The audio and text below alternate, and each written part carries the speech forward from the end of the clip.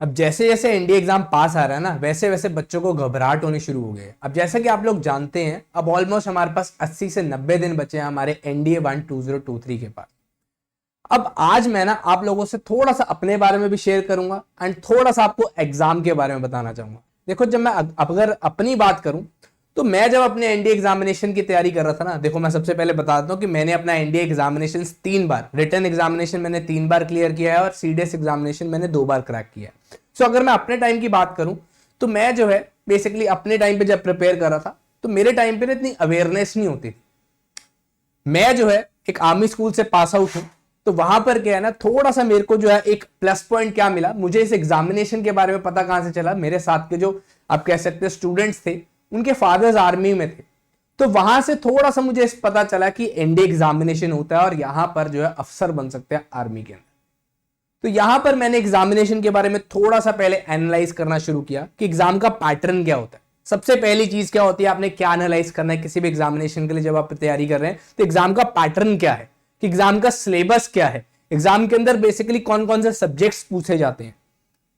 Second thing is कि मेरे time पे ना, अब मैंने उस टाइम पे इतना ना यूट्यूब था, ना इतना इंस्टाग्राम था, ना कोई पढ़ाने वाला ज्यादा था, कोई कोचिंग्स वगैरह मैं अफोर्ड नहीं कर पाता था। तो क्या हुआ, मैंने एग्जाम के बारे में पढ़ना शुरू किया फ्रॉम बेसिक एनसीईआरटीज। एनसीईआरटी एक गुरु मंत्र है। देखो, सबसे पहली चीज क्या होती है, किसी भी एग्जामिनेशन के लिए आप प्रिपेयर कर रहे हैं, चाहे वो एसएससी है, बैंकिंग है, आपको सबसे पहले क्या है, चाहे आपका आईआईटी जेईई का भी एग्जामिनेशन है, बेसिक चीज क्या होती है, दैट इज एनसीईआरटी। तो अपनी एनसीईआरटीज मैंने पढ़नी शुरू करी। तो एनसीईआरटीज 11th और 12th की एनसीईआरटीज आपके लिए मस्ट है। अगर आपने नहीं करी है, आपने प्रिपरेशन अभी स्टार्ट करी है, तो एनसीईआरटी से स्टार्ट कर सकते हो। ठीक है जी। तो एनसीईआरटीज को कवर करना शुरू करा। धीरे धीरे एग्जामिनेशन को मैंने एनालाइज किया, एनसीईआरटीज का पोर्शन कवर करना शुरू किया एंड उसके बाद मेरे टाइम पे किताब आती थी अरिहंत की। बट अब कंपटीशन जो है वो बढ़ता जा रहा है, तो किताबों का लेवल भी बढ़ता जा रहा है और क्वेश्चंस का लेवल भी बढ़ता जा रहा है।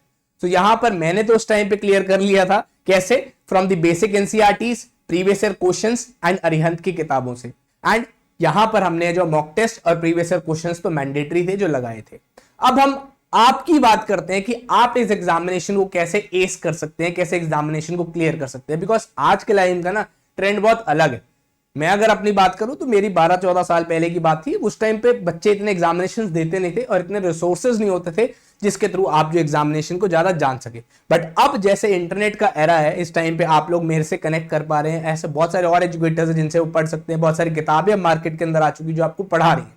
तो इस टाइम पे सर हम, अगर हमारे को थोड़ी सी नॉलेज है, तो इस एग्जामिनेशन को हम एस कैसे करें, या फिर मैथ्स का टू बी स्पेसिफिक, यहां पर इस वीडियो के अंदर स्पेसिफिकली मैं सिर्फ मैथ्स के बारे में आपको बताना चाहता हूं कि मैथ्स को आप कैसे एस कर सकते हैं। तो यहां पे कुछ स्पेसिफिक चैप्टर्स हैं जिनको आपने पढ़ना है फ्रॉम दी वेरी बिगिनिंग। कुछ इंपॉर्टेंट चैप्टर्स मैं आपको बताना चाहता हूं। कई बच्चे होते हैं जिनका होता है मैथ्स वीक होता है, बहुत ज्यादा वीक होता है, तो सर हमारे को कुछ ऐसे इंपॉर्टेंट चैप्टर्स बता दो जिनको हम पढ़े। तो यहां पर मैं कुछ चैप्टर्स बताने वाला हूं जिनको आपने करना ही करना है, I assure you, I guarantee you कि आपका एग्जामिनेशन क्लियर होगा। और मैंने भी इन्हीं चैप्टर्स को पढ़कर निकाला था।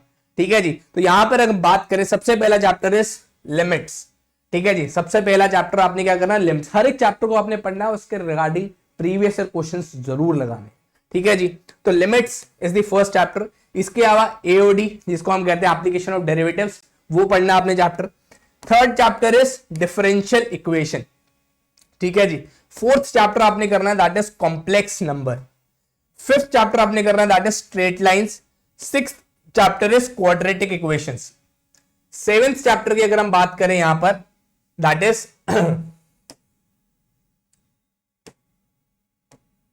सेवेंथ चैप्टर हमारा क्या है, that is matrix and determinants. Eighth chapter की अगर हम बात करें, that is trigo. Ninth chapter की अगर हम बात करें, दैट इज फंक्शंस। ठीक है जी। नाइन्थ चैप्टर कौन सा हमारा, that is functions. Eighth chapter trigo, seventh chapter is matrix and determinants. Tenth chapter जो आपका, that is probability. 11th is PNC and 12th is statistics. ये 12 चैप्टर्स आपने पढ़ने हैं एंड आई अश्योर यू कि आपका एनडीए का रिटन पोर्शन का जो मैथ सेक्शन है वो 110% क्लियर होगा। और इन क्वेश्चंस को, इन चैप्टर्स को करके ऑलमोस्ट आप जो है 120 से 150 के बीच में कवर कर सकते हैं, 120 से 150 मार्क्स ला सकते हैं। आई श्योर यू दैट कि यहां पर ये बहुत ज्यादा आपको हेल्पफुल होंगे एंड बहुत आसानी से आपका मैथ्स का सेगमेंट निकल जाएगा। वहीं बात करें हम जीएटी के पोर्शन की, सर जीएटी के पोर्शन में क्या करें, देखो जीएटी का पोर्शन है मैथ से डबल होता है, तो यहां पर गेम प्लेयर, हर बार मैं हर वीडियो में बोलता हूं कि game player is your maths but game changer is your GAT segment, because score जो आपका बनाएगा that is GAT segment. GAT segment के अंदर सबसे इंपॉर्टेंट बता, इंग्लिश के अंदर आपने क्या करना है, इंग्लिश के अंदर सबसे पहले आपने अपनी ग्रामर इंप्रूव करनी है। ग्रामर के अंदर मैंने आपको बताया सबसे इंपॉर्टेंट चीज होती है एंटोनिम्स सिनोनिम्स, ये आपने कवर करने हैं, स्पॉटिंग एरर्स, यही दोनों मिलाकर ये तीनों सेक्शन ना, antonyms synonyms spotting errors. Spotting errors को आप कैसे कर सकते हैं, टेंसेस कर कर, एडवर्ब्स कर कर, ठीक है जी, एरर करेक्शन, ये सब चीजें मिलाकर आपकी 120 नंबर की बनती है। तो इंग्लिश के अंदर 200 में से 120 नंबर तो आपके सिर्फ स्पॉटिंग एरर्स एंटोनिम्स सिनोनिम्स से ही बन जाएंगे। तो बहुत अच्छी बात है क्योंकि 30 क्वेश्चन आते हैं तीनों के मिलाकर, तो 120 नंबर आराम से, बिकॉज 4 नंबर का क्वेश्चन होता है तो 120 नंबर आपके आसानी से बन जाते हैं। वहीं साइंस सेगमेंट की बात करूं तो बेसिक एनसीईआरटीज आपकी 10th लेवल तक की, आपने कंसेप्चुअल्स आपके क्लियर होने चाहिए। देखो सबसे बड़ी बात होता है बेसिक्स क्लियर होने चाहिए, कंसेप्ट्स आपके क्लियर होने चाहिए।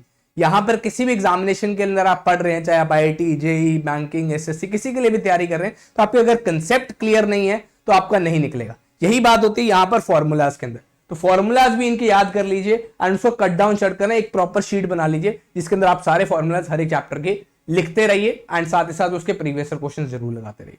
वही अगर मैं बात करूं हिस्ट्री, पॉलिटी, ज्योग्राफी के सेक्शन की, तो यहां पर दिशा की आप किताब देख सकते हैं, उससे रेफर कर सकते हैं। दिशा की एक अच्छी किताब है इस टाइम पे जो मार्केट के अंदर चल रही है, उसके थ्रू पढ़ सकते हैं। अदरवाइज लूसेंट की, लूसेंट के साथ साथ जो एजुकेटर आपको पढ़ा रहा है, जैसे सन्नी सर, मैं, जतिन सर, सारे टीचर्स आपको टीच कर रहे हैं यहाँ पर, उनकी क्लासेस रेगुलर बेसिस के ऊपर लगाइए एंड उनकी क्लासेस से नोट्स बनाइए। पर्टिकुलर चैप्टर जो भी आप पढ़ रहे हैं उसके रिलेटेड नोट्स जरूर बनाइए एंड रिवाइज करिए उसको दोबारा, बिकॉज पहली बार जब आप पढ़ते हैं ना तो प्रॉपर नोट्स नहीं बनेंगे, उसको कम से कम 2 बार पढ़ना है। कोई भी आप सब्जेक्ट पढ़ रहे हो, चाहे वो हिस्ट्री पढ़ रहे हो, ज्योग्राफी, पॉलिटी, फिजिक्स, केमिस्ट्री, कुछ भी पढ़ रहे हो, कोई भी किताब आपने रेफर करी है, चाहे वो एनसीईआरटी की ना हो, कि एक बार में आपके नोट्स नहीं बनेंगे, कम से कम आपको 2 बार पढ़ना पड़ेगा, तब आपके प्रॉपर नोट्स बनते हैं। एंड तीसरी बार जब आप बनते हो ना तो आपके एग्जामिनेशन लेवल के नोट्स बनेंगे, बिकॉज क्या है कि एक बार आपने नोट्स बना लिया, जब आप पढ़ने बैठते हो ना लास्ट मोमेंट पे, तो आपको दोबारा से किताब रेफर करनी पड़ जाती है। वो नहीं करना काम, हमने नोट्स ऐसे बनाने हैं कि हमारे को दोबारा किताब पेपर के टाइम पे उठाने ही ना पड़े। तो उसको 2 बार कम से कम पढ़ो, उसके बाद कट शॉर्ट करके छोटे नोट्स बना लो, जो इंपॉर्टेंट की पॉइंट्स है किसी भी चैप्टर के उसको हाईलाइट कर लो। एक ग्राफ की फॉर्म में ना, एक ट्री की तरह, ट्री की फॉर्म में बेसिकली है वो बनने चाहिए आपके।